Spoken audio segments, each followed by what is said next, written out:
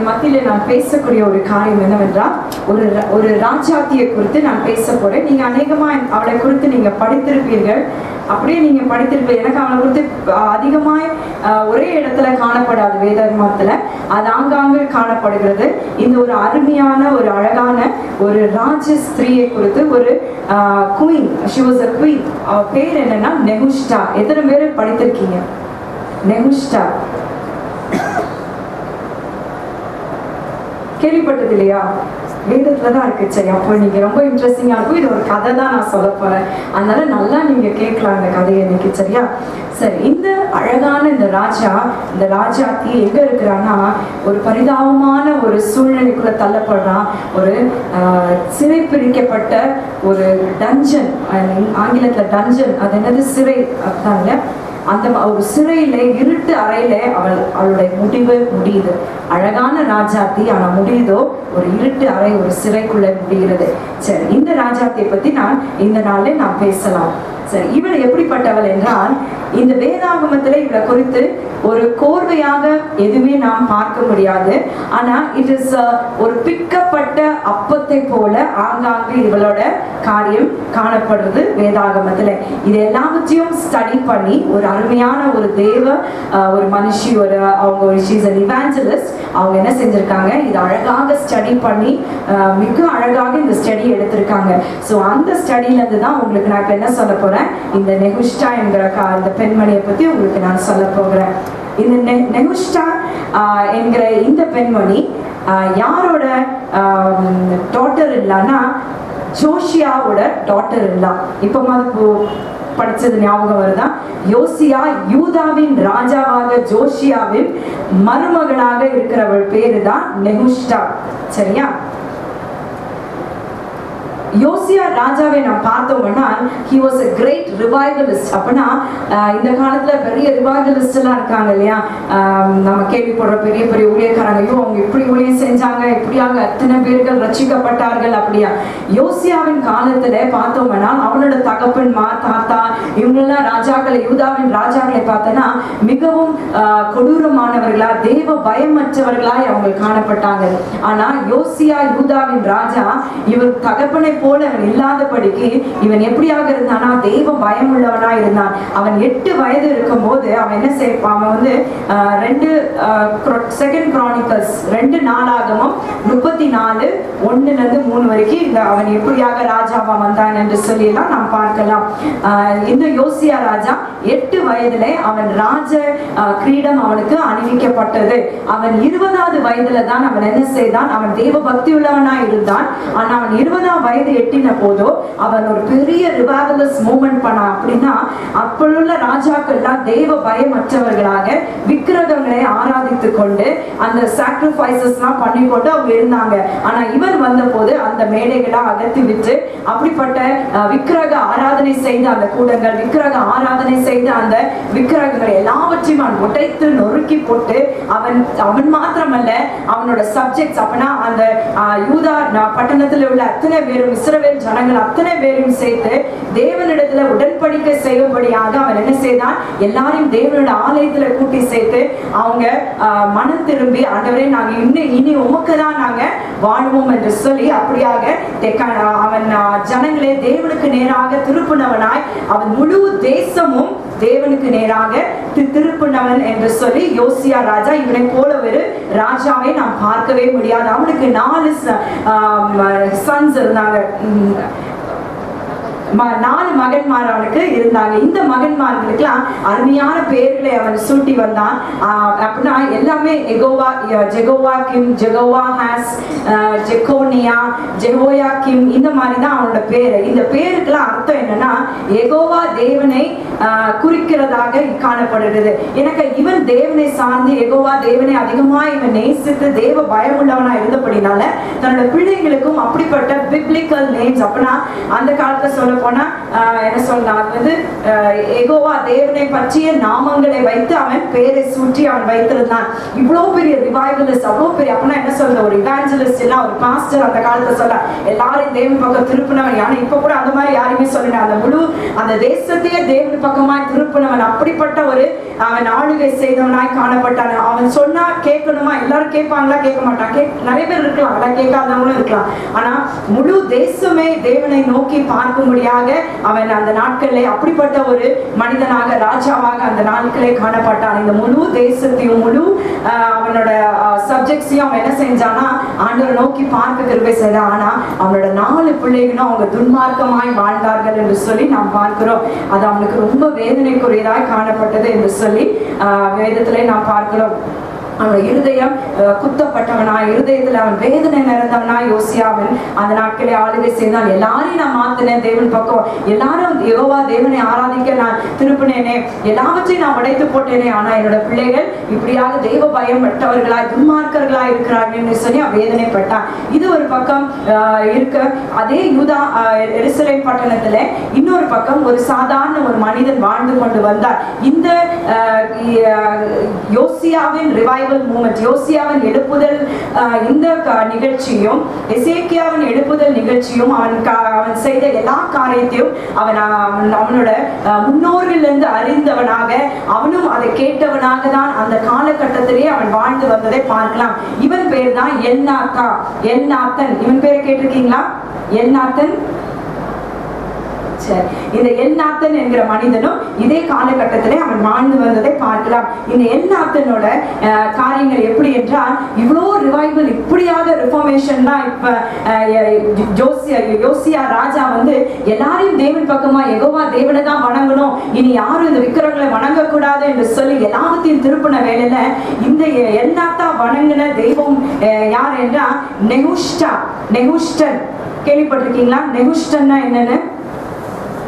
நெகுஷ்டன்னா மோசே காலத்துல இருந்த அந்த வெங்கல சர்ப்பத்தை தான் நெகுஷ்டன் என்று சொல்லுகிறாங்க. இந்த நெகுஷ்டனை தான் இவன் வணங்கி கொண்டு வந்தான். இந்த நெகுஷ்டனை தான் எசேக்கியா ராஜா பார்த்தோம்னா அவன் எல்லாவற்றையும் வாசிங்கள் 2 ராஜாக்கள் 18:4 வாசிங்கள்.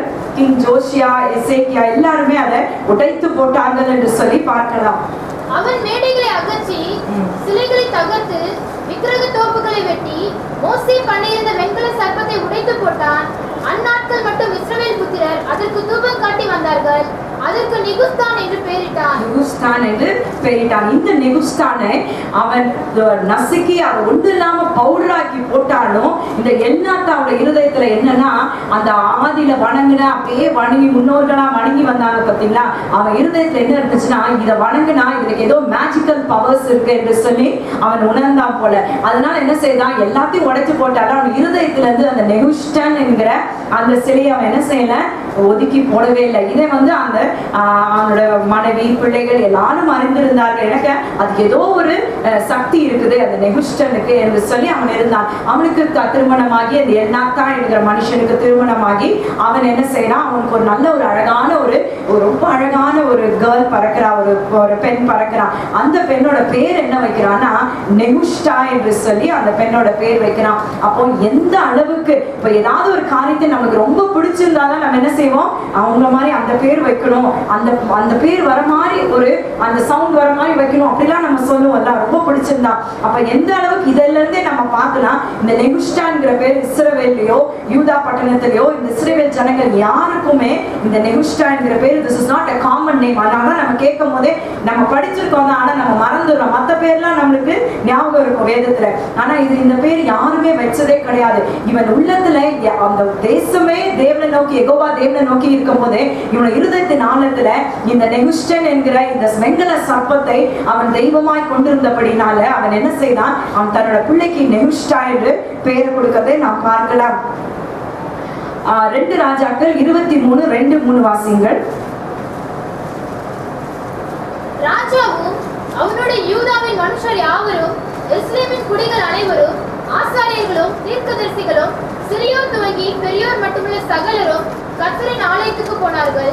கர்த்தருடைய ஆலயத்திலே கண்டெடுக்கப்பட்ட உடன்படிக்கை புஸ்தகத்தின் வார்த்தைகளை எல்லாம் அவர்கள் காதுகள் கேட்க வாசித்தான். So that was the first time. அவங்க காதுகள் கேட்க அத்தனை ஆண்டுகளுக்கு அப்புறம் ஜோசியா ராஜாவின் நிமித்தமாக எல்லாரும் தேவனுடைய புத்தகத்தை அவங்க கண்டுபிடித்து அதை அவங்க கேட்கிறாங்க. அதுக்கப்புறம் நீங்க வாசித்தீங்கன்னா தீர்க்கதரிசிகள் அநேகர் இருந்தார்கள் அந்த காலகட்டத்தில். அவங்க இருக்கும்போது ராஜாக்கள் இருக்கும்போது அந்த காலகட்டத்தில் தான் ப்ராஃபட்டஸ் ஹுல்டா என்கிற ப்ராஃபட்டஸ், அது கேள்விப்பட்டிருக்கீங்கல்ல, ஹுல்டா. சரி, அதுக்கு கடைசி அந்த அதிகாரத்துல தான் வருதுன்னு நினைக்கிறேன். இந்த தீர்க்கதரிசி ஒரு பெண் தீர்க்கதரிசி, இவள் மூலமாக தேவனுடைய வார்த்தை யோசியா ராஜா அந்த யூதாவின் ராஜாக்கு வெளிப்படுது. இவ்வளோ காரியங்கள் தேசத்துல நடந்து கொண்டு இருக்கும் போது இந்த நெகுஷ்டாவின் தகப்பனார் மாத்திரம் அவன் தேவனை அறியாதவனாக துன்மார்க்கனாக அவன் மனம் போற போக்கிலே அவன் வாழ்ந்து கொண்டு வந்ததை நாம் பார்க்கலாம். அது மாதிரி யோசியா ராஜா அதுக்கப்புறமாக பார்த்தோம்னா இந்த யோசியா ராஜாவோட செகண்ட் சன் ஜெகோயாக்கிம், இவன் தான் என்ன செய்யறான், அப்படியாக அவன் சென்று கொண்டு இருக்கும் போது இந்த அருமையான இந்த எல்நாத்தா குடும்பம் இந்த துன்மார்க்கமான வாழ்க்கை வாழ்ந்து யெகோவா தேவனை தேடாதபடிக்கு ஏதோ எல்லாரும் போறாங்க போயிருந்திருப்பாங்க. எனக்கு அவங்க ஆராதிக்கிற அந்த ஸ்தலத்தை ராஜாக்கள் முற்றிலுமாய் அழித்து போட்டபடினால இந்த எல்நாத்தா வேற எங்கேயும் போக முடியாது, ஆலயத்துக்கு தான் வருவாங்க. எல்லாரும் யெகோவா தேவனை தொழுது கொண்டாலும் இவர்கள் மாத்திரம் இருதயத்துல யாரை தொழுது கொண்டாங்க, நெகுஷ்டனை தொழுது கொண்டிருந்தார்கள். இப்படிதான் இவங்களோட வாழ்க்கை. பேர் எப்படி இப்படி நாம் நிறைய அநேகர் பேர் கிறிஸ்தவர்களாய் தொழுது கொண்டு இருக்கிறார்கள், ஆனா இருதயத்தில் ஆழத்துல அவங்களோட காரியம் வேறையாக காணப்படுகிறது. சோ இப்படிப்பட்ட சூழ்நிலை தான் இந்த குடும்பம் இருந்தது. இந்த ரெண்டு குடும்பமும், இந்த ராஜா குடும்பத்தை நாம் பார்த்தோம், ஜோசியாவின் குடும்பத்தை பார்த்தோம் ராஜா, அதுக்கப்புறமாக எல்நாத்தாவின் குடும்பத்தை பார்த்தோம். இந்த யோசியாவும் எல்நாத்தாவும் எப்படி இவர்கள் சேர்ந்தார்கள் என்றால், இந்த ஜோசியாவுக்கு இரண்டாவது மகன் பேரு ஜெகோயாக்கிம் என்று சொல்லி நான் பார்க்கலாம். நான் ஆங்கிலத்துல சொல்றேன், நீங்க புரிந்து கொள்ளுங்க. அந்த இரண்டாவது மகன் ஜெகோயாக்கிம், இவன் இந்த அழகான எல்நாத்தாவின் டாட்டர், இந்த பெண்ணை அவள் அப்போது 14-16 வயது என்று சொல்லி ஸ்காலர்ஸ் சொல்றாங்க. இந்த பெண்மணியை பார்த்து இவள் வேணும் என்று சொல்லி, அப்போ எல்நாத்தா கண்டிப்பாக எந்த பெற்றோரும் ஒரு பெரிய பிரின்ஸ் ராஜாவின் பையனுக்கு கொடுக்காம போவாங்கன்னா, அவன் எப்படிப்பட்டவனா இருந்தாலும் ராஜாவின் பையன் பெரிய அரண்மனையில போய் வாழ போறான் என் பொண்ணுன்னு சொல்லி இமீடியட்டா இந்த நெகுஷ்டாவை என்ன செய்துட்டாங்க, இந்த ஜெகோயாக்கிம் தான் ஜெகோயாக்கிம் திருமணம் செய்ததை நாம் பார்க்கலாம். இந்த ஜெகோயாக்கிம் பத்தி நான் சில காரியங்கள் 2 ராஜாக்கள் 23-34 வாசிங்கள். யோசியாவின் குமாரனாகிய எலியாக்கீமை அவன் தகப்பனாகிய யோசியாவின் ஸ்தானத்தில் ராஜாவாக வைத்து அவன் பேரை யோயாக்கீம் என்று மாற்றி எகோவாசை கொண்டு போய்விட்டான். இவன் எகிப்திலே போய் அங்கே மரணம் அடைந்தான். சரி, அது வந்து 25 வயது வரும்போது தான் முதல்ல இவனோட பிரதர் வந்து ராஜாவாகிறாங்க. அதுக்கப்புறம் இவன் ஜெகோயாக்கிம் ஒண்டி நாம் பார்த்தோம் என்றால் இவன் 25வது வயசுல இவன் ராஜாவாகிறான். ஆனா இவனுக்கு தேவனோட பார்வையிலே அருவருப்பானவன், தீங்கானதை செய்து அருவருப்பானதை செய்து தேவனுக்கு விரோதமான காரியங்களை அவன் செய்தான். 36வது வயதிலே அவன் என்ன செய்தான், மரணம் அடைகிறதை நாம் பார்க்கிறோம். யெகோயாக்கீம் என்கிற இந்த 2வது மகன் இந்த நெகுஷ்டாவை திருமணம் செய்தவன். இவன் இப்படி திருமணம் செய்து இவன் கொஞ்ச நாட்கள் ஆட்சி செய்து இவன் மரணம் அடைகிறான். அது மாத்திரமல்ல, இவன் she becomes a widow என்று சொல்லி பார்க்கிறோம். நெகுஷ்டா வந்து விதவையாகிறார். இந்த நெகுஷ்டா வந்து அவள் அநேக காரியங்கள் அவளோட வாழ்க்கையில தருணங்கள் ஆண்டவர் கொடுத்தார். ஆனா எல்லா தருணங்களையும் அவள் என்ன செய்ய உதறி விட்டாள். எனக்கு ராஜஸ்திரியா இருந்தபடினால அவள் எதையும் கண்டுக்கல, பிடிவாதக்காரியா இருந்தார். அவள் கணவரை போல யெகோவாக்கீமை போல அவர் துன்மார்க்கமான வாழ்க்கை வாழ்ந்து கொண்டு வந்தார். அவரோட மாமனாரை என்ன சொல்ற ரிவைவல் மூமெண்ட், அந்த எழுப்புதல் காரியங்கள் அவரை கவரவே இல்லை, அது நிமித்தமாய் கவரப்படவில்லை. எப்படி அந்த எல்நாத்தா கவரப்படவில்லையோ, கவரப்படாதவளாக அவளோட பெற்றோர்களோட காரியங்கள் அவளுக்கு விஷமாய் மாறி அதுதான் அவளோட வாழ்க்கையில முழுவதுமாய் காணப்பட்டது. அவர் அப்படிப்பட்ட ஒரு முரட்டாட்ட குணமுள்ள ஒரு மகனாக காணப்பட்டார். 2 ராஜாக்கள் 24-8 வாசிங்கள். யோயாக்கீம் ராஜாவாகிற போது 18 வயதாயிருந்து எருசலேமிலே 3 மாதம் அரசாண்டான். எருசலேம் ஊரானாகிய எல்நாத்தானின் குமாரத்தியான அவன் தாயின் பேர் நெகுஸ்தாள். சரி, the young woman who did not repent, இந்த பொண்ணு தான் நம்ம பத்தி நம்ம இந்த நாள்ல இந்த நெகுஷ்டாவை பத்தி தான் நாம் பார்க்க போகிறோம். சரி, இந்த யோசியா ராஜாவை நான் பார்த்தோம்னா இவளுக்கு இவ்வளவு தருணங்கள் கொடுக்கப்பட்ட சொல்லப்பட்டும் எதையுமே அவன் கண்டுக்கல. ரிவைவல் மூமெண்ட் வந்துச்சு, எதுவுமே அவன் பார்க்கவே இல்லை. ஆனா இந்த யோசியா அப்படிப்பட்டவன் இல்லை, தேவனை அவன் சார்ந்தவனாய் காணப்பட்டான். ஆனா அவனோட மாமனார் இந்த அளவுக்கு யெகோவா தேவனை நேசித்து அநேக ஜனங்களே தேவனுக்குள்ளதான் வழி நடத்தினபடினால அவன் ஒரு நல்ல ஒரு சமாதானமான ஒரு வாழ்க்கையை வாழ்ந்து வந்ததை நாம் பார்க்கலாம். 2 ராஜாக்கள் 23:31 வாசிங்கள். யெகோவாகாஸ் ராஜாவாகிற போது 23 வயதாயிருந்து 3 மாதம் எருசலேமில் அரசாண்டான். லிப்னா ஊரானாகிய எரேமியாவின் குமாரத்தியான அவன் தாயின் பெயர் அமுத்தாள். அவன் தன் பிதாக்கள் செய்தபடியெல்லாம் கர்த்தரின் பார்வைக்கு பொல்லாப்பானதை செய்தான். பொல்லாப்பை தான் செய்து வந்தான். அவன் ராஜாவாகும் சொன்னல அவனோட தம்பி ராஜாவானா, அப்புறம் தான் யெகோவாக்கிம் ராஜாவாகிறான். அப்ப ராஜாவாகும் போது அவன் பொல்லாப்பை அவன் செய்கிறான்.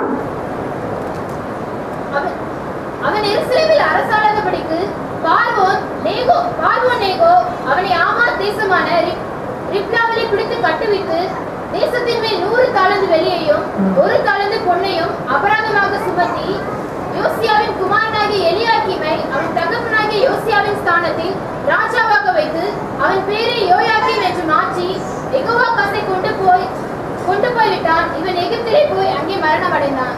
சரி, இந்த ஜெகோவாகாஸ் சொல்றேன்னா அவன் பேர் மறுபேர் ஷாலும் என்று சொல்லி நாம் பார்க்கலாம். இந்த இவன் வந்து சிறிது காலம் தான் அவன் வந்து reigned only for 3 years, 3 வருட காலங்கள் தான் அவன் ஆட்சி செய்தான். அப்புறமாக அவனை வந்து அவனை சிறைப்படுத்தி போய்விட்டார்கள் என்று சொல்லி பார்க்கலாம். இந்த யெகோவாக்கிம் இந்த 2வது மகன் ஆட்சிக்கு வரும்போது இந்த நெகுஷ்டா வந்து ராணியாக அவள் சூட்டப்பட்டாள் என்று சொல்லி நாம் பார்க்கலாம். இவள் சூட்டப்படும் போது நீங்க நினைக்கிறீங்களா நெகுஷ்டா வந்து ரொம்ப சமாதானமா இருந்திருப்பா அந்த டைம்ல? இல்ல ரொம்ப சந்தோஷமா ராணி ஆயிட்டோம், என்ன நினைச்சோமோ அதை சாதிச்சிட்டோம், வந்துட்டோம், இந்த அரண்மனைக்குள்ள வந்தோம், இப்ப ராணி ஆயிட்டோம் நினைச்சிருப்பாளா?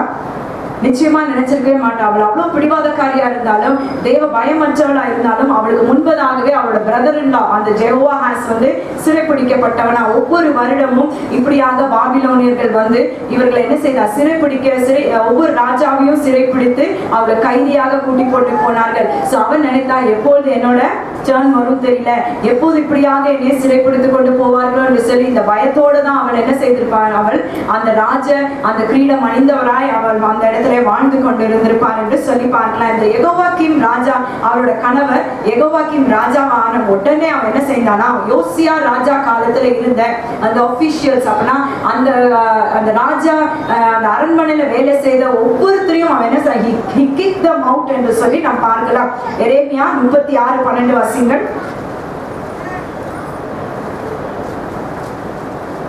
எரேமியா 36:12. அவன் ராஜாவின் அரண்மனைக்கு போய் சம்பிரதியின் அறையில் பிரவேசித்தான்.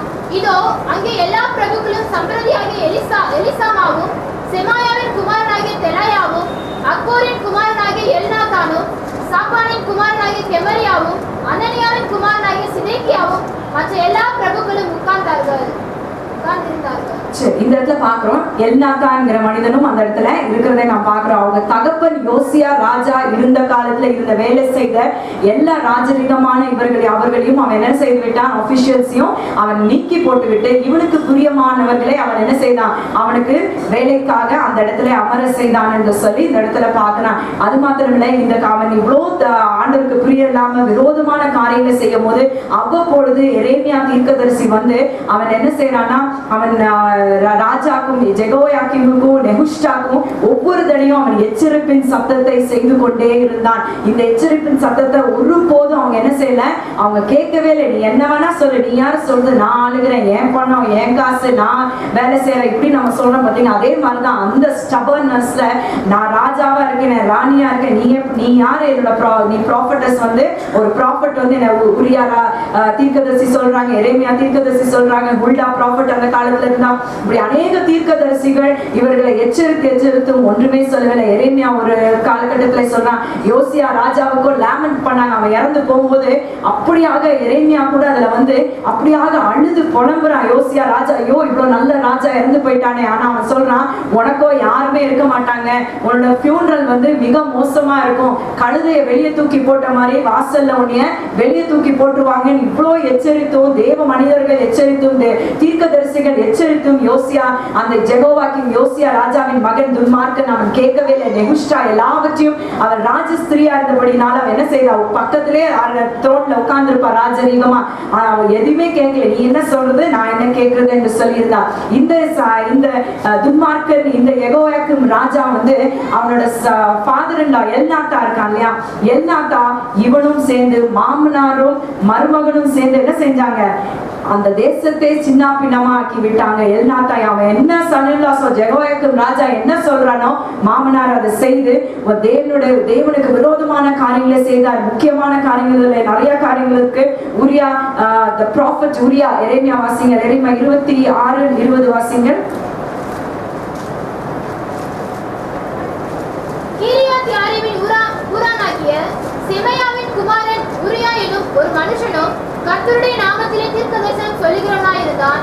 அவன் எரேமியாவின் வார்த்தைகளுக்கு சரியாக இந்த நகரத்துக்கும் இந்த தேசத்துக்கும் விரோதமாக தீர்க்கதரிசனம் சொன்னான். அவன் சொல்லிட்டார். 23 வரைக்கும் வாசிமா. யோயாக்கீம் ராஜாவும் அவருடைய சகல பராக்கிரமசாலிகளும் பிரபுக்களும் அவன் வார்த்தைகளை கேட்டபோது ராஜா அவனை கொன்று போடும்படி எத்தனித்தான். அதை உரியா கேட்டு பயந்து ஓடி போய் எகிப்திலே சேர்ந்தான்.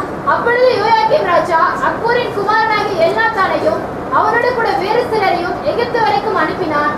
இவர்கள் உரியாவை எகிப்திலிருந்து கொண்டு வந்து அவனை யோயாக்கீம் ராஜாவினிடத்தில் விட்டார்கள். அவன் பட்டயத்தாலே அவனை வெட்டி அவன் உடலை நீச ஜனங்களின் பிரேத குழிகளிடத்திலே எரிந்து விட்டான் என்றார்கள்.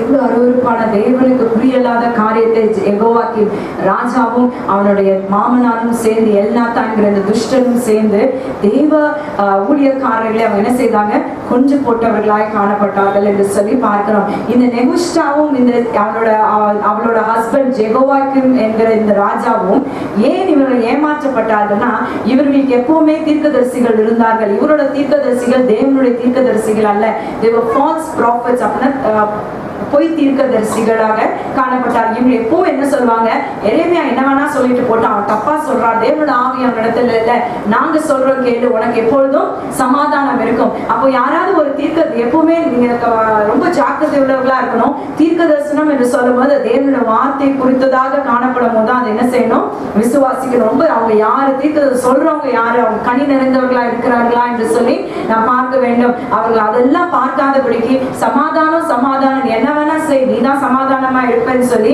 அவங்களை அப்படியாக அவங்களை ஆண்டவரை விட்டு வேர் பிரித்தார்கள் என்று சொல்லி எரேமியா 26:16 23 16 17 நீங்க வாசிக்கலாம், அதை வாசித்துக்கோங்க. சோ இந்த நெகுஷ்டாவோட காலகட்டத்துல இவர் ராஜாத்தியா இருக்கும் போது அநேக சிறையிருப்புகளை அவள் பார்த்தவளாதான் அவள் வாழ்ந்தாள் என்று சொல்லி பார்க்கலாம். அப்போ நினைத்து பாருங்க, நிறைய பாபிலோனியர், அரேமியன், மோவாபியர், அமோனைட், சோ அவங்க எல்லாமே யூதா ராஜாக்கு விரோதமாய் வந்தவர்கள்.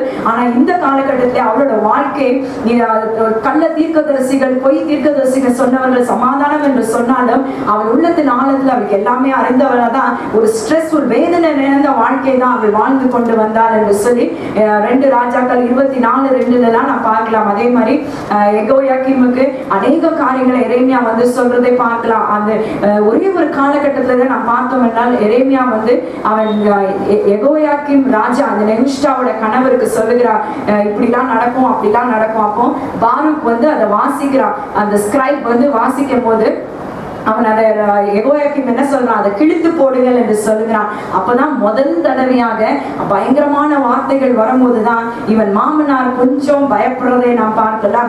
எல்நாத்தான் ஐயோ இதை கிழித்து போடாதீங்க என்று சொல்லி அந்த ராஜாக்கு சொல்லுகிறதை பார்க்கலாம். ஏதோ ஒரு பயம், அப்படிப்பட்ட பயம் எப்படிலாமோ யெகோவா தேவன் அந்த காலகட்டத்திலே அவர்களை உணர்த்தி பார்க்கிறார், எச்சரித்து பார்க்கிறார், பயங்கரமான காரியங்களை சொல்லி பார்க்கிறார். ஒருபோதும் அவங்க எதுவுமே கேட்கவே இல்லை. எரேமியா 36:11 வாசிங்கள்.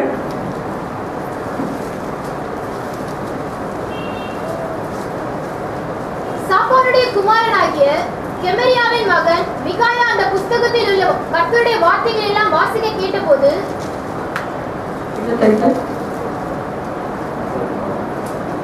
எல்லாத்தானும் திலையாவும் கெமரியாவுமோ அந்த சுருளை சுட்டரிக்க வேண்டாம் என்று ராஜாவினிடத்தில் விண்ணப்பம் பண்ணினார்கள். something they were shaken இல்லையா? ஆனாலும் அவன் கிழித்து போட்டான். ஆனா ஏதோ ஒரு காரியம் அவனை பயப்படுத்தி அந்த இடத்துல அவளுக்கு ஒரு பெரிய பயம் வந்ததே நாம் பார்க்கிறோம். சோ இப்படிலாம் சொல்லியும் அவளும் அந்த சிங்காசனத்துல உட்கார்ந்துருக்கா கணவரோட. எரேமியா சொல்லும் போது எல்லாம் அந்த வாசிக்கும் போது பாருக் வாசிக்கும் போது எதுவுமே அவங்க பயப்படவே இல்லை. அவளோட பிடிவாதத்திலையும் அவளோட தலகணத்திலையும் அவள் யார் என்று அவள் ராஜரீகம் செய்கிறவள் என்று சொல்லிதான் காண்பித்தா தவிர தேவனுடைய வார்த்தைக்கு ஒருபோதும் அவள் செவி கொடுக்கவே இல்லை. நாமளும் அனைவரத்த சிங்காசனத்துல உட்கார்ந்துருக்கோம், அதான் சபையில உட்கார்ந்துருக்கோம், தேவனுடைய வார்த்தையை படிக்கிறோம், தேவனுடைய வார்த்தையை கேட்கிறோம். ஆண்டவர் தீர்க்கதரிசி மூலமா நீங்க தீர்க்கதரிசிகள் பாஸ்டர்ஸ் இவாஞ்சலிஸ்ட் சொல்றாங்க. ஆனா நீங்க நான் கரெக்டா இருக்கேன், நான் கரெக்டா போய்கொண்டு இருக்கேன்னு சொல்லி நம்ம ஒவ்வொரு நாளும் நம்மளே நம்ம ஏமாத்தி கொண்டே இருக்கிறோம். சோ இந்த நெகுஷ்டாவும் ஜெகோயாக்கீம் இப்படி செய்தாங்க. ஆனா இன்வேடர்ஸ் நெபுகாத்நேசர் பாபிலோனியன் ராஜா நெபுகாத்நேசர் வந்து என்ன செய்தார்னா அவனை சிறைப்படுத்தி கொண்டு அவனை போய் அவனை கொன்று போட்டார்கள் என்று சொல்லி அவன் கழுதை போல அவனை கேட்டுக்கு வெளியே அப்படின்னா கேட்டுக்கு வெளியே என்ன சொல்றது வாசலுக்கு வெளியாக அவன் தூக்கி எறியப்பட்டவனாய் அவன் சதை ஒன்றுமே தெரியாதவனாய் அப்படிப்பட்ட கிழிக்கப்பட்டவனாய் அவன் தூக்கி எறியப்பட்டான். அந்த நெகுஷ்டா ராஜாத்துக்கு தன்னோட கணவரை வைத்து அழுறதுக்கு கூட அந்த பாடி கிடைக்கலையாம். சோ அப்படிப்பட்டவளாய் அவள் எவ்வளோ அவள் பிடிவாதக்காரியா தேவனுக்கு வார்த்தைக்கு தேவனுக்கு விரோதமான காரியங்கள் செய்தாலோ கணவரோட கூட சேர்ந்து அவளோட முடிவு இப்படியாக காணப்படுது. கணவரை வைத்து அவளை அடக்கூட எப்படி எரேமியா சொன்னாலும் யாருமே உனக்கு அழமாட்டாங்க, மனைவி கூட அழவே இல்லையா, எனக்கு அந்த பாடி இல்லையா. அப்படிப்பட்ட ஒரு நிலைமையில 34 வயதிலேயே அந்த நெகுஷ்டா 16 வயதுல திருமணமானவள் அவளோட துன்மார்க்கமான வாழ்க்கை நிமித்தமாக எச்சரிப்பு தேவ மனிதர்கள் மூலமாக தீர்க்கதரிசி மூலம் எச்சரிப்பு வந்தும் அவளை எதையுமே செவி கொடுக்காத நிமித்தமாக 34 வயதிலே அவள் வந்து விதவையானாள் என்று சொல்லி நாம் பார்க்கலாம். ஆனா அப்படிப்பட்ட விதவையான அந்த கோலத்துல கணவர் சின்ன பின்னமாய் தூக்கி எறியப்பட்ட வேலையிலும் மறித்த போதிலும் அவளுக்கு அந்த இது போகவே இல்லை. அவளுடைய தேவ she was unrepentant. அவ மனம் திரும்பவே இல்லைங்க. அநேக நம்மளும் நம்மளோட வாழ்க்கையில இது அது சூழ்நிலை வந்துருச்சு, இப்படிதான் இருக்கும், நான் என்ன செய்யறது அப்படின்னு நினைச்சிட்டு போங்க. ஆனா எச்சரிப்பின் சத்தம் வரும்போது கேட்டுக்கிட்டே நான் செய்யறத நான் செஞ்சுட்டுதே தான் இருப்பேன், நீ யார் எனக்கு சொல்றது, எனக்குன்னு ஒரு நேரம் வரும் நான் பாத்துக்கிறேன் அப்படின்னு நம்ம போய்கொண்டே இருந்தோம்னா கண்டிப்பாக முடிவு இப்படியாக தான் இருக்கும். அந்த வேலையிலையும் அவ வந்து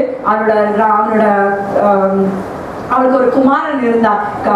கணவர் இறந்து போனது ஜெகோயாச்சின் என்று ஒரு சன் அவனுக்கு இருந்தார். இந்த மகனை அவங்க ராஜாவாக கிரவுன் பண்ணாங்க, கிரீடத்தை வைக்கும் போது இவளை குயின் மதர் என்று சொல்லி ராஜ்ய ஸ்திரீ என்று சொல்லி ராஜ்ய தாய் என்று சொல்லி இவளுக்கு முடி சூட்டினார்கள் என்று சொல்லி பார்க்கலாம். இது இவளுக்கு ஒரு பெரிய ஒரு பதவி, எல்லாமே இவதான் ராஜரீகம் செய்ய வேண்டிய ஒரு அப்படிப்பட்ட ஒரு காலகட்டத்துக்குள்ளதாக இவள் இருந்தார். ஆனாலும் இப்படிப்பட்ட காலகட்டத்திலும் நெகுஷ்டா வந்து அவள் ஒருபோதும் தேவனுடைய வார்த்தைக்கு கீழ்ப்படியாதவளாய் காணப்பட்டாள். இந்த ஜெகோயாச்சின் இவனோட மகன், இவள் எல்லாம் முடிந்தது சரி, கணவர் தான் போயிட்டா, இனி எனக்கு ராஜரீகம் வந்து விட்டது, எனக்கு சிங்காசனம் வந்து விட்டது, எனக்கு I have the crown in my head என்று சொல்லி அவள் மிக ஒரு பிடிவாதக்காரியாக ஆளுகை செய்து கொண்டு இருக்கும் போதுதான் 3 மாதம் தாங்க அவங்க பையன் 3 மாதம் தான். அது அடுத்தபடியாக நெபுகாத்நேசர் மறுபடியும் பாபிலோனியன் ராஜா நெபுகாத்நேசர் வந்து அவனை அப்படியாக சிரசேதம் பண்ணி கொண்டு அவனை சிறைப்பிடித்துக் கொண்டு போய்விட்டான். அவனை மாத்திரமல்ல, that was the end of நெகுஷ்டாவின் முடிவு அதுவாதான் இருந்துச்சு. அவள் மிகுந்த அவள் 14 வயதுல இருந்து அவள் ராஜஸ்திரியாக ஒரு பிரின்ஸோட ஒரு மனைவி, அப்படின்னா பிரின்சஸ் இளவரசியாக, அது மாத்திரமல்ல ஒரு ராணியாக, ராஜ தாயாக, இப்படிப்பட்ட செல்வாக்கோட ஒரு ஆனர் எல்லாத்தையும் ஆளுகை செய்யற அந்த ஒரு பொசிஷன்ல எல்லாம் பண தேவைகள் இருந்துச்சு, எல்லாம் அவளுக்கு ஒர்க் பண்ற மெய்ட்ஸ் இருந்தாங்க. எவ்வளோ அவள் ராஜரீகத்துல வாழ்ந்து கொண்ட ஒரே நாள் அந்த 3வது மாதம் என்னைக்கு அவன் பையன் ராஜரீகம் பண்ண முடியாத இது பண்ண 3வது மாதத்திலே அவள் சிறைப்பிடிக்கப்பட்டு தன் மகனோட சப்ஜெக்ட்ஸோட இஸ்ரவேல் ஜனங்கள் எல்லாரையும் நெபுகாத்நேசர் என்ன செய்தானா பாபிலோனுக்கு சிறைப்பிடித்துக் கொண்டு சென்றதை நாம் வாசிக்கிறோம் இந்த வேத பகுதியில. இதை நான் வாசிக்கும் போது மிக கஷ்டமா இருக்கு. ஏன்னா அந்த காலத்துல சிறைப்பிடித்து கொண்டு ராஜாக்களையும் அந்த ஊர் ஜனங்களையும் எடுத்துக்கொண்டு போகும்போது அவங்க எப்படி எடுத்துக்கொண்டு போடுவாங்கன்னா, கை காலை விலங்கு போட்டு அவங்களை நடந்து அரை நிர்வாணமாக என்ன செய்வாங்கன்னா இழுத்து கொண்டு போவாங்க. நினைச்சு பாருங்க, அவன் ஆளுகை செய்தவள், அவள் ராஜரீக வஸ்திரம் தரித்து, அவள் கிரீடம் சூட்டப்பட்டு அரண்மனையில ஒரு சிங்காசனத்துல உட்கார்ந்து இருந்தவளை இப்படியாக எடுத்துக்கொண்டு அவளோட ராயல்டி எல்லாமே எடுத்துக்கொண்டான். நெபுகாட்நேசர் பாபிலோன் ராஜா எல்லாவற்றையும் எடுத்துக்கொண்டு அவளுடைய ஜனங்களோட கூட சேர்ந்து அந்த புழுதியில் அவன் நடந்து போகும்போது புழுதியாக இழுத்து கொண்டு செல்வாங்களாம். எப்படிப்பட்ட ஒரு புழுதியின் வாழ்க்கை! தேவ வார்த்தைக்கு எச்சரிப்புக்கு அவன் என்ன செய்யவில்லை, செவி கொடுக்காதபடினால அவரோட வாழ்க்கை ஒன்றுமில்லாமல் போய்விட்டது. இதே இந்த சிறையிருப்பு பட்டு இந்த இழுக்கப்பட்ட சூழ்நிலை தான் எஸ்தர் 2:6 வாசிங்கள். யாரெல்லாம் கூட போறா என்று சொல்லி பார்க்கலாம். இந்த எல்நாத்தா இவங்க எல்லாம், மொர்தெக்கா, எஸ்தர் இவங்க எல்லாம் இந்த சிறையிருப்பிலே தான் போகிறார்கள் என்று சொல்லி ஸ்காலர்ஸ் சொல்றாங்க. ஆராய்ச்சி பண்றவங்க இந்த நெபுகாட்நேசர் இந்த நெகுஷ்டாவையும் அந்த ஜெகோவாச்சின் அவனோட மகனையும் சிறை இழுத்து கொண்டு போகும்போதுதான் இவர்களும் எஸ்தர் 2:6 வாசிங்கள். அவன் பாபிலோன் ராஜாவாகிய நேபுகாத்நேச்சார் யூதாவின் ராஜாவாகிய எகோனியாவை பிடித்துக்கொண்டு போகிற போது அவரோடு கூட எருசலேமிலிருந்து பிடித்துக்கொண்டு போகப்பட்டவர்களில் ஒருவனாய் இருந்தார். இந்த கூட்டத்துலதான் சொல்றாங்க, இவங்களும் சேர்ந்து பாபிலோன் தேசத்துக்கு இவர்கள் சென்றார்கள் என்று சொல்லி நாம் பார்க்கலாம். இந்த நெகுஷ்டாவோட வாழ்க்கையில நீங்க பாத்தீங்கன்னா அவ எல்லா யோசியா ராஜா மாமனார் எப்படி வாழ்ந்தார், எப்படி என்னெல்லாம் செய்தார், எல்லாவற்றையும் அவள் பார்த்தார். தேவனுடைய யெகோவா தேவன் யாரு, அவர் என்னெல்லாம் செய்தார், தேவனுக்கு பயந்த ராஜாக்கள் எப்படி வாழ்ந்து சுகித்து இருந்தார்கள், அந்த ராஜ்யம் எப்படியாக இருந்தது, தேவ பயமற்றவர்கள், அவனோட பிரதர் இன் லாஸ் எப்படி சிறைப்பிடிக்கப்பட்டு போனாங்க, சொந்த கணவர் எப்படி மரித்தார், என்ன தேவ பயமற்று இருந்தால் என்ன கதி வரும், தேவ பயத்தோடு இருந்தால் எப்படி இருக்கலாம், எல்லாம் அவ அறிந்தவளா இருந்தாலும் அவ எதையுமே அவ என்ன செய்யல, மனதில் ஏற்றுக்கொள்ளவே இல்லை. she was unrepentant என்று சொல்லி பார்க்கலாம். அநேக வேளை நாமளும் இப்படிதான் இருக்கிறோம். நீங்க ஒருபோதும் இந்த மாதிரி இருந்து விடாதீங்க. நெகுஷ்டாவோட முடிவும் காட்டிலும் நம்மளோட முடிவு மோசமாய் கூட இருக்கலாம். இந்த எரேமியா தீர்க்கதரிசி எரேமியா 29:10-11 அவன் சொல்லுறான், 70 வருடத்துக்கு பிறகு நீங்க பாபிலோன்ல இருந்து வெளியே வருவீர்கள். அது வாசிமா 10:11. பாபிலோனில் 70 வருஷம் நிறைவேறின பின்பு நான் உங்களை சந்தித்து உங்களை இவ்விடத்திற்கு திரும்பி வர பண்ணும்படிக்கு உங்கள் மேல் என் நல்வார்த்தையை நிறைவேற பண்ணுவேன் என்று கர்த்தர் சொல்கிறார். நீங்கள் எதிர்பார்த்திருக்கும் முடிவை உங்களுக்கு கொடுக்கும்படிக்கு நான் உங்கள் பேரில் நினைத்திருக்கிற நினைவுகளை அறிவேன் என்று கர்த்தர் சொல்கிறார். அவைகள் தீமைக்கல்ல, சமாதானத்துக்கு ஏதுவான நினைவுகளே. ஆனா 70 வருடம் அவங்க பாபிலோன் தேசத்திலே அடிமைகளாக இஸ்ரவேல் ஜனங்கள் இருந்ததை நாம் பார்க்கலாம். இந்த நெகுஷ்டா அந்த 70 வருடமும் அவங்க இருந்தாளான்னு சரியாக தெரியவில்லையா.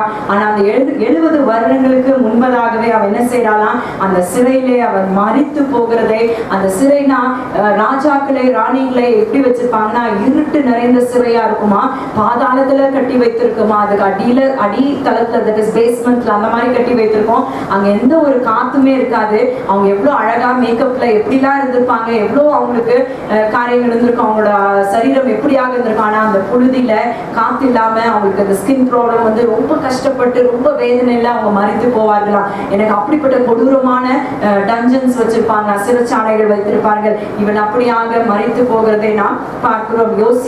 ஜோசியாவோட 4 குமாரர்களும் இப்படியாகவே தான் தேவ பயமற்றவர்களா இவர்கள் மரித்து போகிறார்கள் கேப்டிவ்ல. அதனால ஜாக்கிரதையா இருக்கணும். தேவ பயம் இல்லைன்னா நிச்சயமாகவே நாம் சிறை பண்ணப்படுவோம். அப்படின்னா இந்த உலகத்துக்கு நாம் என்ன செய்வோம், சிறைப்படப்படுவோம். அப்படின்னா உலகத்தின் பாவங்கள், இச்சைகள், இப்படி தேவ பயம் இல்லைனாங்க இதுதான் நாங்க நம்மள என்ன செய்யும், மேற்கொள்ளும். இது நம்மளை அமுக்கி போட்டுரும். இது அமுக்கி போட்டு எப்படி நெட்டூஷாவை வந்து அந்த டஞ்சனுக்குள்ள அவளை சாகடித்ததோ நரக அக்னிக்குள்ள நாம் என்ன செய்வோம், அதை இழுத்து கொண்டு போவோம். பழக்க வழக்கங்கள், இப்படிப்பட்ட காரியங்கள், தேவ பயச்சம் இருந்தோம்னா இந்த காரியங்கள் நம்ம இப்படியாக எடுத்துக்கொண்டு ஒரு மோசமான நிலைமைக்கு பிசாசானவன் நம்ம எடுத்துக்கொண்டு போயிடுவாங்க. தேவ பயம் உள்ளவர்களாக நாம் இருக்க வேண்டும். சரி, இந்த நேரத்துல இந்த நெகுஷ்டா நீங்க யோசித்து பாருங்க, ஒரு ராஜஸ்திரீ ஆனா இந்த ராஜஸ்திரீ வந்து இப்படிப்பட்ட ஒரு டஞ்சன், ஒரு சிறைச்சாலையிலே அவள் என்ன சூழ்நிலை இருப்பா என்று சொல்லி அவள் ராயல்ட்டியை ரொம்ப நேசிச்சா. பணம், அவளோட பதவி, அவளோட ஜுவல்ஸ், ஆர்னமெண்ட்ஸ் இதெல்லாம் ரொம்ப நேசிச்சா.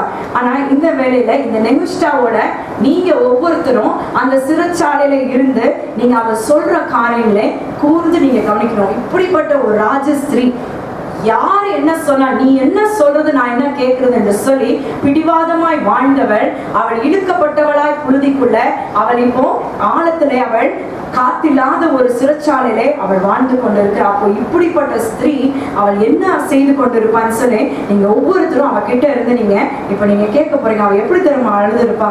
ஐயோ, என்னோட வாழ்க்கையில என்னோட சிறு வயதுல நான் என்னோட மாமனார் செய்த இந்த ரிவைவல்ல நான் கலந்து கொள்ளலையே, யெகோவா தேவனை நான் நோக்கி பார்க்கலையே, என் தகப்பனார் என்னை விஷத்தினால இந்த எல்நாத்தான் இந்த விஷத்தினால என்னை கொலை பண்ணிட்டானே, ஐயோ இதுக்கு பின்பதாக நான் இந்த நெகுஷ்டனுக்கு பின்பதாக நான் போய்விட்டேனே, ஐயோ இதுதான் என் தலையெழுத்தா என்று சொல்லி அவ அழுதிருப்பா. இல்லாவிட்டா ஐயோ நான் இப்படிப்பட்ட தேவ பயமற்ற ஒரு மனுஷனை திருமணம் செய்ததுனாலதான் ஐயோ இந்த கதியா, எனக்கு இந்த சிறைச்சாலையா என்று அழுதிருப்பாள். இல்லைன்னா ஐயோ என்னோட மாமனாரின் காரியங்களே நான் எவ்வளவு நான் திமிர்வாத பெண்ணாக நான் இருந்தேன், ஒருபோதும் அவர் சொல்றதை நான் கேட்கவில்லையே. இந்த ஜனங்கள்லாம் யெகோவா தேவனை ஆராதிக்கும் போது, எரேமியா தீர்க்கதரிசி வந்து என்னை எச்சரிக்கும் போதெல்லாம் நான் அவனை வெறுத்தேனே, அவனை தள்ளி விட்டேனே, அவனோட வார்த்தைகளை நான் கேட்காம போய்விட்டேனே, ஐயோ இதனால எனக்கு வந்த விளைவா இது என்று சொல்லி அவள் ஒவ்வொரு தீர்க்கதரிசிகளாய் சொல்லி சொல்லி ஹல்லேலூயா அந்த இடத்துல அவள் அழுது கொண்டிருந்தாள். இதுதான் நாம அவள் சிறைச்சாலைக்குள்ள போகும்போது அவள் ஒவ்வொரு நாளும் பைத்தியம் பிடிச்சவளா இப்படியா நெகுஷ்டா அழுது கொண்டே இருப்பான். ஆனா இந்த நாள்ல அவகிட்ட ஒரு ஃபைனலா ஒரு கொஸ்டின் நம்ம எல்லாம் சேர்ந்து நம்ம கேட்போம். சரியா? இந்த நெகுஷ்டா, இந்த ராணி கிட்ட நான் ஒரு கொஸ்டின் கேட்க போறேன். என்ன கொஸ்டினா, நெகுஷ்டா ராணி, நீங்க எங்களுக்கு இங்க இருக்க பிரதர்ஸ் சிஸ்டர்ஸ், இங்க இருக்க ஒவ்வொருத்தருக்கும் யூத் பாய்ஸ் அண்ட் கேர்ள்ஸுக்கு நெகுஷ்டா ராணியே, நீங்க டஞ்சன்ல இருந்துட்டு எங்களுக்கு ஒரே ஒரு அட்வைஸ் சொல்லுங்க. உங்க வாழ்க்கையை தான் நீங்க இழந்துட்டீங்க, ஆனா நீங்க எங்களுக்குலாம் நீங்க என்ன அட்வைஸ் சொல்ல போறீங்க, தயவுசெய்து சொல்லுங்க ஒரே ஒரு காரியத்தை. அந்த நெகுஷ்டா அழுது கொண்டே இந்த வேலையில சொல்றா. அவளால தாங்கி கொள்ள முடியல, எனக்கு அவளால பார்த்து கொள்ள முடியல, அவ்வளவு கருத்து போய் அந்த அவளோட ஸ்கின் எல்லாம் மோசமாகி அவள் அழுது கொண்டே, அவளோட க்ளோத்ஸ், அவளோட கிழிந்து போன ஆடையில அவளோட டியர்ஸ் அழுது கொண்டு அவளை சொல்ற காரியம் என்னவென்றால், அன்பான யூத் பாய்ஸ் அண்ட் கேர்ள்ஸ், உங்களுக்கு முதல்ல ஒரு அட்வைஸ் நெகுஷ்டா அவளோட சிறைச்சாலையில இருந்து உங்களுக்கு என்ன தெரியுமா சொல்றா? அன்பானவர்களே, நீங்க பணத்துக்கோ இல்லைன்னா நிறைய ஜுவல்ஸ் கிடைக்கும், டவுரி கிடைக்கும், இல்லைன்னா ஜாப், ஆஹா இவங்க எவ்வளவு ஸ்மார்ட்டா இருக்கா, ஆஹா இந்த பொண்ணு எவ்வளவு ஸ்மார்ட்டா இருக்கா என்று அழகை பார்த்து நீங்க திருமணம் செய்யாதீங்க தயவு செய்து. எனக்கு இதெல்லாம் பார்த்து நீங்க விழுந்து போயிட்டீங்கன்னா எவ்ரிதிங் ஹஸ் விங்ஸ், இதெல்லாம் பறந்து போயிடும், ஒரு நாள் மறைஞ்சு போயிடும், இதெல்லாம் மாயை, ஒண்ணு இல்லாம போயிடும், அப்புறம் உங்ககிட்ட ஒண்ணுமே இருக்காது. அந்த